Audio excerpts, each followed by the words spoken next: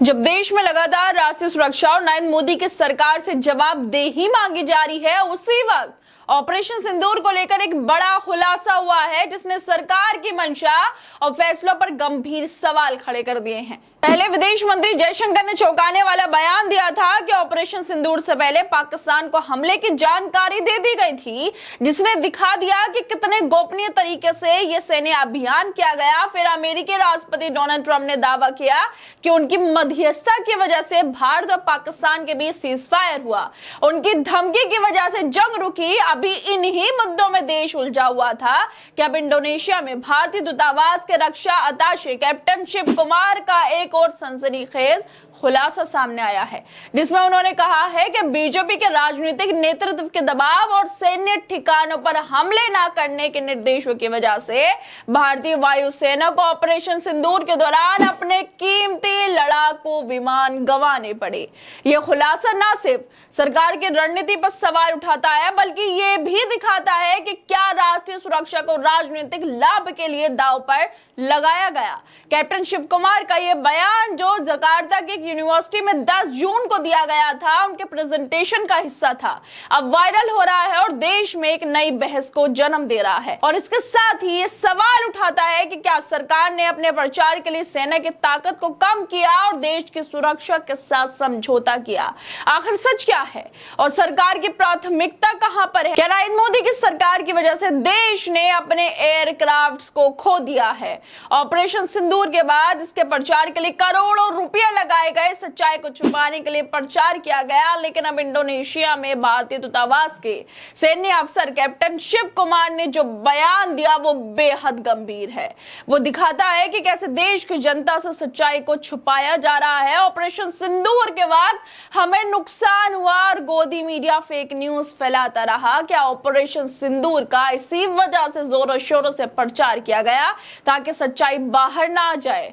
वो सच्चाई जिसको कैप्टन शिव कुमार ने उजागर कर दिया है। ऑपरेशन सिंदूर को पहलगाम में हुए आतंकी हमले का जवाब देने के लिए शुरू किया गया था, जिसमें 26 लोग मारे गए थे। भारत ने 6-7 मई की रात को पाकिस्तान के कब्जे वाले कश्मीर में आतंकी ठिकानों पर हमले किए। लेकिन अब कैप्टन शिव कुमार ने अपने बयान में साफ कर दिया कि शुरुआती चरण में सरकार ने सेना को सिर्फ आतंकी ढांचों को निशाना बनाने का आदेश दिया था, न कि पाकिस्तानी सैन्य ठिकानों को। इस निर्देश की वजह से भारतीय वायुसेना को नुकसान उठाना पड़ा, क्योंकि पाकिस्तानी सेना के हवाई रक्षा तंत्र को निशाना नहीं बनाया गया। इसी वजह से भारत ने कुछ लड़ाकू विमान खो दिए। ये सवाल उठाता है, क्या सरकार ने युद्ध को सीमित रखने के नाम पर सेना की ताकत को पूरी तरह इस्तेमाल करने से रोका?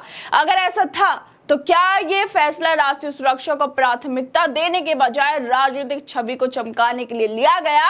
क्या सेना को पूरी आजादी ना देना एक रणनीतिक भूल थी, जिसकी कीमत हमारे लड़ाकू विमानों और जवानों को चुकानी पड़ी है? जिस तरह से कैप्टन शिव कुमार ने यह खुलासा किया है, उसके बाद रिटायर्ड विंग कमांडर है अनुमा आचार्य, वो सवाल उठा रही हैं, वो ट्वीट कर रही हैं, वो लिखती हैं कि कितने जहाज गिरे ये चिंता और नाराजगी का विषय हो सकता है, लेकिन अगर उनमें से किसी में हमारे पायलट की शहादत भी हुई तो ये पूरे देश के लिए शर्म की बात है। मोदी सरकार, विदेश मंत्री द्वारा पाकिस्तान को पहले चेतावनी देना और आपकी सरकार द्वारा देश से अपने एयरक्राफ्ट या शहीदों की शहादत छिपाना सिर्फ देशद्रोह है, इससे कम कुछ भी नहीं है। आखिर सरकार इस ऑपरेशन के नुकसान को क्यों छुपा रही है? पहले chief of defence staff general Anil Chauhan ने सिंगापुर में कुछ विमानों के नुकसान की बात को स्वीकार किया, लेकिन सरकार ने इसकी पूरी जानकारी कभी सार्वजनिक नहीं की। और फिर विदेश मंत्री जयशंकर का बयान कि हमने हमले से पहले पाकिस्तान को सूचना दे दी थी, इसने विवाद को और हवा दी। ये सवाल भी उठा रहा था कि सरकार ने ऑपरेशन सिंदूर को सिर्फ अपनी राजनीतिक छवि मजबूत करने के लिए प्रचार के तौर पर इस्तेमाल किया। कैप्टन शिव कुमार का बयान गंभीर सवाल उठाता है, गंभीरता दिखाता है कि हमारी सरकार कैसे काम कर रही है। अगर सरकार ने सेना को पाकिस्तानी सैन्य ठिकानों पर हमला करने से रोका तो ये एक गंभीर रणनीतिक चूक थी।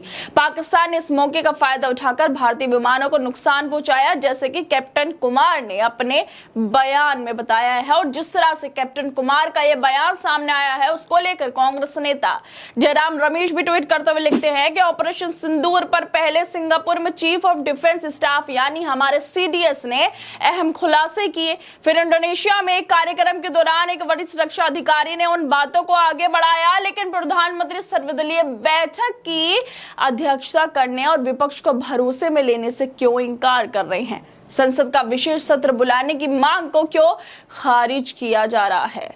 आखिरकार क्यों देश के प्रधानमंत्री नरेंद्र मोदी और जो जिम्मेदार लोग हैं बीजेपी के अंदर, वो जनता को, विपक्ष को जवाब नहीं दे पा रहे हैं? कैप्टन शिव कुमार के बयान के बाद इंडोनेशिया में भारतीय दूतावास ने सफाई दी है और कहा है कि कैप्टन शिव कुमार के शब्दों को गलत संदर्भ में पेश किया गया। हमने इंडोनेशिया में भारत के रक्षा अत्ताशे के एक सेमिनार में दिए गए प्रेजेंटेशन के बारे में मीडिया रिपोर्ट देखी। उनके बयान को संदर्भ से हटकर पेश किया गया और मीडिया रिपोर्ट उनके प्रेजेंटेशन के उद्देश्य और महत्व को गलत तरीके से प्रस्तुत कर रही है। कुछ इस तरह की बातें, कुछ इस तरह का ट्वीट अब इंडोनेशिया में भारतीय दूतावास कर रहा है। ऑपरेशन सिंदूर जैसे सैन्य अभियानों का मकसद न सिर्फ आतंकवाद से लड़ना है बल्कि देश की जनता में विश्वास जगाना भी। लेकिन कैप्टन शिव कुमार के बयान और सरकार की चुप्पी ने सवाल खड़े कर दिए हैं। अगर सरकार ने वाकई सेना को पूरी आजादी नहीं दी तो ये गंभीर मामला है। जनता को ये जानने का हक है कि ऑपरेशन के दौरान क्या हुआ, कितना नुकसान हुआ और इसके लिए कौन जिम्मेदार है। शिव कुमार का बयान ऑपरेशन सिंदूर के दौरान सरकार के फैसलों पर एक बड़ा सवाल या निशान भी है, लेकिन सरकार सवालों का जवाब देने के लिए तैयार नहीं है। भारतीय दूतावास का कहना है कि बयान को तोड़ मरोड़ कर पेश किया गया, लेकिन शिव कुमार के बयानों में कितनी सच्चाई है ये जनता भी देख रही है। खैर दोस्तों, आप लोगों को क्या लगता है जिस तरह से इतना गंभीर बयान दिया गया कि हमारे एयरक्राफ्ट्स को नुकसान पहुंचा, क्योंकि जो राजनीतिक दल है इनकी जो उनकी दखल अंदाजी थी और जो फैसले सही टाइम पर नहीं लिए गए उनकी वजह से हमारे एयरक्राफ्ट को नुकसान पहुंचा है, जैसा कि शिव कुमार कैप्टन जो है वो बता रहे हैं। उसको लेकर आप लोगों को क्या लगता है? हमें अपनी राय जरूर दें और बाकी तमाम खबरों को देखने के लिए जुड़े रहिए हमारे साथ।